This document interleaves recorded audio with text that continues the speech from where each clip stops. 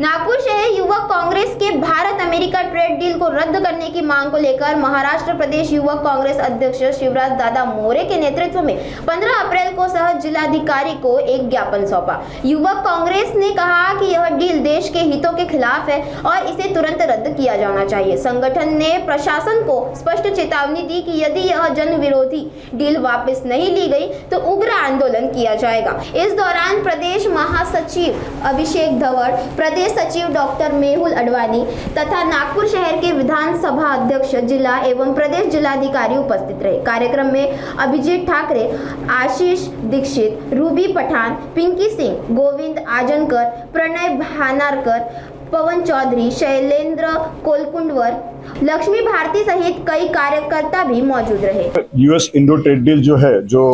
भारत सरकार ने एक नई नीति किसानों के लिए, व्यापारियों के लिए ला रही है, और अमेरिका से एक जो ट्रेड डील की गई है जिसमें पीएम कॉम्प्रोमाइज होकर अपने मान सम्मान को खत्म करके इंडिया को बेचने की जो नीति है, उसके विरोध में यूथ कांग्रेस, अखिल भारतीय यूथ कांग्रेस सारे देश में आज इसी समय पर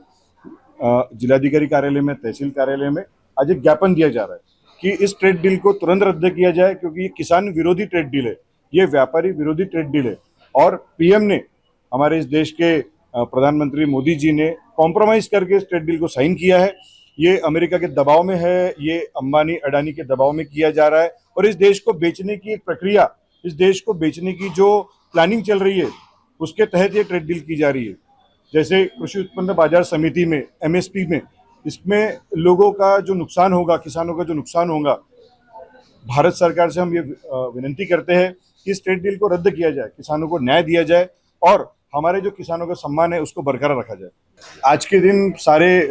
जितने भी भारत में यूथ कांग्रेस के हमारे साथी है, अखिल भारतीय यूथ कांग्रेस के साथी है,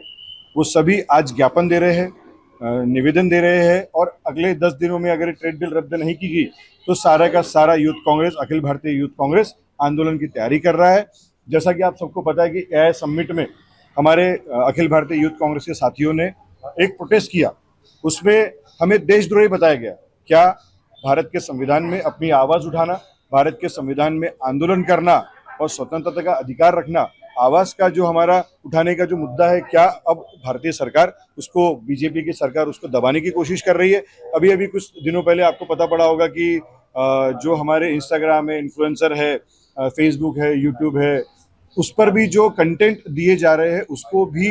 बैन करने की जो डिमांड है वो भारतीय सरकार रख रही है, जो कि गलत है। आवाज़ को दबाने की, आवाज़ न उठाने की, आंदोलन न करने की, ये किस प्रकार की प्रक्रिया है जो भारत सरकार दबाने की कोशिश कर रही है? ये संविधान के विरोध में है और ये टोटली असंवैधानिक है, जिसका हम पुरजोर विरोध करते हैं। आज हमारे नागपुर कांग्रेस के साथी, यूथ कांग्रेस के अभिजीत ठाकरे, गोविंद आजनकर दादा, पवन जी, रूबी पठान और हमारे कई साथी जो आज कलेक्टर को निवेदन दे रहे हैं कि इस प्रकार से आवाज़ दबाने की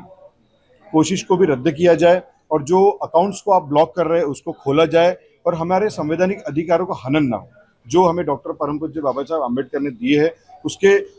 तहत हम चल रहे हैं, हमें अधिकार है, और हम आगे भी इस प्रकार से आंदोलन करते रहेंगे, मांग करते रहेंगे। और हम चाहते हैं कि इंडो यूएस ट्रेड डील बहुत जल्द रद्द हो, वरना यूथ कांग्रेस सारी सड़क पर आकर आंदोलन करेगी। हम चेतावनी देने के लिए आज नागपुर जिलाधिकारी कार्यालय में आए हुए।